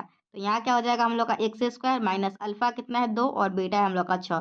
तो 2 plus 6 into x plus 2 into 6। तो हम लोग का यहाँ से क्या आ जाएगा? X minus 8x plus 12। तो देखिए किस में ऑप्शन दिया हुआ है? ऑप्शन नंबर डी में। तो आप लोगों का ये करेक्ट हो जाएगा, ठीक है? फिर क्या है? द्विघात समीकरण के शून्यक है। तो अगर आप लोग इसका शून्यक निकालिएगा, ठीक है? तो आप लोगों का क्या आएगा? दोनों ऋणात्मक आएगा। क्या, तो ये आप लोग का हम लोग, मुझे तो लग रहा है दोनों ऋणात्मक ही आएगा, वही आएगा, ठीक है? इसको अगर सॉल्व कीजिएगा तो 11 और 5 में टूटेगा, ठीक है? मैं आप लोग को सॉल्व करना बता देती हूँ। तो देखिए क्या हो जाएगा हम लोगों का? ये है Y square plus 16y plus 55। हम लोग को क्या करना होता है पता है? इस 16 को तोड़ के हम लोग को 55 लाना होता है। तो अगर हम लोग 11 और 5 को गुना करेंगे तो 55 आएगा। 16 को तोड़ना होता है, ठीक है? और दो संख्या को इस प्रकार तोड़ना होता है कि इस दोनों को गुना करेंगे ना तो इसके बराबर आ जाए और इस दोनों को जोड़ेंगे तो इसके बराबर आ जाए। तो हम लोग इसको लिख सकते हैं Y square 11y plus 5y plus 55, ठीक है? इसमें से हम लोग y कॉमन लेंगे तो हम लोग का बचेगा y प्लस 11। इसमें से 5 कॉमन लेंगे तो y प्लस 11। तो हम लोग y प्लस 11 दोनों में कॉमन आ जाएगा, ठीक है? तो हम लोग यहाँ पे बचेगा y प्लस 5। तो अगर सॉल्व कीजिएगा इक्वल टू 0 तो -1 -5 आएगा, तो दोनों ऋणात्मक हो जाएगा, ठीक है? फिर क्या, यदि बहुपद दिया हुआ है का शून्यक जो है, तो चलिए आप लोगों का नेक्स्ट क्वेश्चन क्या है? 88 नंबर, ठीक है? 88 है, यदि बहुपद दिया हुआ है आप लोग का, एक बहुपद दिया हुआ है 2x square plus 5x minus Q के शून्यक एक दूसरे के व्युत्क्रम है। मतलब अगर हम लोग एक शून्यक लेते हैं अल्फा तो दूसरा शून्यक लेना होगा हम लोगों का 1/अल्फा। तो देखिए आप लोगों को शून्यकों का गुणनफल का फॉर्मूला पढ़े होंगे, ठीक है? क्या होता है, शून्यकों का गुणनफल, मतलब एक शून्यक है अल्फा और एक शून्यक है ये, शून्यकों का गुणनफल का फॉर्मूला होता है सी बाई ए। क्या होता है, सी बाई ए। और अगर आप लोग इसको कंपेयर कीजिएगा इससे, a x square plus b x plus c से, तो आप लोगों का सी आप लोगों का माइनस के आएगा और ए आप लोगों का 2 आ जाएगा। ठीक है, तो आप लोगों से पूछा यदि बहुपद के शून्यक एक दूसरे के व्युत्क्रम है तो के का मान निकालिए। ठीक है, तो अल्फा इंटू बीटा आप लोगों का, ये अल्फा से अल्फा कट जाएगा, तो एक बराबर माइनस के बटे 2, तो के बराबर यहाँ से क्या आ जाएगा, -2। ठीक है, तो आप लोगों का 88 का कौन सा करेक्ट आंसर हो जाएगा, 88 का बी। समझ में आया। चलिए देखिए नेक्स्ट क्वेश्चन क्या है आप लोगों का। अब थोड़ा ही क्वेश्चन बाकी है, चिंता नहीं कीजिए। तो हम लोग का क्या है देखिए, 89 नंबर क्वेश्चन है। पी एक्स बराबर दिया हुआ है आप लोगों का, पी एक्स बराबर क्या दिया हुआ है, x square plus 5x minus 12। तो आप लोगों से पूछा जा रहा है एक्स की जगह पे एक डालेंगे तो क्या आ जाएगा, तो ये एक हो जाएगा 5 माइनस 12, ये हो जाएगा 6 माइनस 12, तो 6 में से 12 जाएगा तो -6 हो जाएगा। ठीक है, तो आप लोगों का इसका आंसर क्या हो जाएगा, सी हो जाएगा। ठीक है, फिर देखिए नेक्स्ट क्वेश्चन क्या है, थोड़ा सा मैं इसको इधर कर लेती हूँ। ठीक है, हम लोगों को क्वेश्चन तो यही देखना है ना, सिर्फ ये वाला। अब देखिए आप लोग का 90 नंबर क्वेश्चन क्या है, युग्म समीकरण इतना का हल है, युग्म समीकरण इतना तथा इतना का हल है 22वां, ये क्या दिया हुआ है। देखिए ये क्वेश्चन किसी और का है और ऑप्शन किसी और का है, सीधा सीधा पता चल रहा है। इसका क्वेश्चन का बस इसका ऑप्शन भी रहता है तो इसका ऑप्शन देता है एक हल, अद्वितीय हल, अनगिनत हल, इनमें से कोई नहीं, इसका ऑप्शन ही गलत है। ठीक है, ये जो 20वां 21वां ये आप लोगों का एपी जो होता है ना समांतर श्रेणी, उसका ऑप्शन लग रहा है। हाँ लग ही रहा था। नहीं चलिए, अब देखिए 91 देखिए, अब वो क्वेश्चन गलत है। टी एन आप लोगों का दिया हुआ है 13-2n, तो अगर एन के जगह पे एक डालिएगा तो क्या आएगा, 13-2 मतलब 11, 2 डालिएगा तो क्या आ जाएगा, 13-4 मतलब 9। तो 11 और 9 में कितना का अंतर है, तो आगे वाले को पीछे वाले से घटाते हैं तो आता है आप लोगों का -2। ठीक है, तो आप लोगों का 91 का हो जाएगा डी। ठीक है, 92 क्या है, समांतर श्रेणी दिया हुआ है और पूछ रहा है कौन सा पद 0 होगा, तो 92 का टी एन जो है वो टी एन वो 0 होगा कौन सा पद में, तो टी एन का फॉर्मूला क्या होता है आप लोगों का, a plus n minus 1 into d equal to 0। ठीक है, तो हम लोग का ए जो प्रथम पद है ना वो क्या दिया हुआ है यहाँ पे, 126 दिया हुआ है, और n-1 डी कितना दिया हुआ है, आगे डी कैसे निकालते हैं, सर्वांतर जो है वो आगे वाले का है ना, घटाते हैं पीछे वाले से, तो 120 में से 126 जाएगा तो -6 बचेगा इक्वल टू 0, तो 126 minus 6n plus 6 equal to 0, तो ये 6 6 12 को 2 हासिल है, ये जाएगा 132, और ये उधर जाएगा तो 6n, और ये कटेगा तो 6 दूना 12, और ये 3 ये हो जाएगा 22 आप लोगों का आ जाएगा। ठीक है, इसका आंसर क्या हो जाएगा, 22। तो हम लोग का यहाँ n बराबर 22 आया ना। चलिए देखिए, अब आप लोगों का 93 क्या है, एक समकोण त्रिभुज दिया हुआ है 93 में, एक समकोण त्रिभुज है A B C, A B C में ए बी है आप लोगों का 90 डिग्री है। ठीक है, और क्या दिया हुआ है, ए बी ये दिया हुआ है 12 सेंटीमीटर, और ये दिया हुआ है 5, और ये दिया हुआ है 13, तो साइन सी किसके बराबर है, ये किसके बराबर है। ठीक है, तो साइन सी किसके बराबर, साइन थीटा का फॉर्मूला क्या होता है, पी बाई एच, और ये पी क्या होता है, सामने वाला, तो इसका सामने क्या है 12, और इसके लिए एच जो है एच, एच क्या है सबसे बड़ा वाला, तो 12/13 हो जाएगा इसका आंसर। ठीक है, तो आप लोगों का ये करेक्ट हो जाएगा। कॉस थीटा दिया हुआ है और टैन थीटा पूछा है। कॉस थीटा का फॉर्मूला क्या होता है, बी बाई एच, क्या होता है कॉस थीटा का फॉर्मूला, बी बाई एच, तो इसको कंपेयर कीजिए। तो हम लोग अगर बी बाई एच से कंपेयर करते हैं तो बी हम लोगों का पी है और एच है ए, टैन थीटा पूछा है तो टैन थीटा का फॉर्मूला होगा पी बाई बी, तो बी तो हम लोग का पी, नीचे तो पी आना चाहिए तो इसको कट कर दीजिए, और ऊपर क्या आएगा, कॉस टैन थीटा में पी आता है जो कि h square minus b square के होता है, तो हम लोग का क्या हो जाएगा, 1 माइनस पी स्क्वायर का रूट अंडर, ये वाला करेक्ट आंसर हो जाएगा। ठीक है, चलिए फिर 1/sin थीटा, तो साइन थीटा किसका उल्टा होता है, कोसेक थीटा का। सेक बी, सेक बी को हम लोग क्या लिख सकते हैं, 1/cos b into cos b, ये कॉस बी से कॉस बी कट जाएगा, तो आप लोगों का एक करेक्ट आंसर आ जाएगा। ठीक है, यहाँ कॉट थीटा दिया हुआ है तो सेक थीटा पूछ रहा है, तो कॉट थीटा 1/√, में तो थीटा किस पे होता है, तो थीटा 60, कॉस 60 का वैल्यू है 1/√3, तो सेक 60 निकालिएगा तो आप लोगों का क्या फॉर्मूला होता है, सेक 60 नहीं याद आ रहा है तो कॉस 60 सोचिए, कॉस 60 होता है 1/2, तो 1/2 का उल्टा क्या होता है 2/1, मतलब ये वाला। ए हम लोग का 45 है तो साइन ए प्लस कॉस है, तो एक जगह पे साइन 45 का मान होता है 1/√2, कॉस 45 का मान होता है 1/√2, तो 1/√2 प्लस 1/√2 क्या हो जाएगा 2/√2, और ये रूट रूट से कटा तो √2 हो जाएगा आप लोग का इसका आंसर। ठीक है, 2 साइन अल्फा इक्वल टू दिया हुआ है 2, तो ये 2 से 2 कट जाएगा तो साइन अल्फा बराबर 1, साइन अल्फा इक्वल टू 1, तो अल्फा 90 का मान होता है। ठीक है, फिर क्या है tan 21 को हम लोग चेंज कर सकते हैं cot 69 में, और ये दोनों आपस में कट जाएगा तो आप लोग का इसका वैल्यू आ जाएगा 1। ठीक है, तो इस तरीके से मैं आप लोगों को आज जो है वो ऑब्जेक्टिव का जितना भी क्वेश्चन था ना वो सभी करवा दी हूँ। नेक्स्ट वीडियो में आप लोगों के लिए इसी का, ठीक है, 2021 का ही फर्स्ट सीटिंग का जितने भी आप लोगों का ये जो 2 नंबर वाला क्वेश्चन है ना वो हम लोग सारा शॉर्ट क्वेश्चन जो है ना, ठीक है, जो हम लोग का शॉर्ट क्वेश्चन है ना वो सारा करेंगे। लगभग हम लोग का 30 क्वेश्चन आता है परीक्षा में, 30 के 30 करेंगे, और फिर हम लोग उसके बाद वाला जो वीडियो आएगा ना उसमें हम लोग लॉन्ग क्वेश्चन करेंगे। तो इस वीडियो को सबसे पहले आप लोगों से रिक्वेस्ट करना चाहूंगी कि आप सभी अपने जितने भी फ्रेंड्स होंगे ना जो क्लास 10th का एग्जामिनेशन देने वाले होंगे वो सभी को वीडियो को भेजिएगा। ठीक है, तो हम लोग मिलेंगे नेक्स्ट वीडियो में।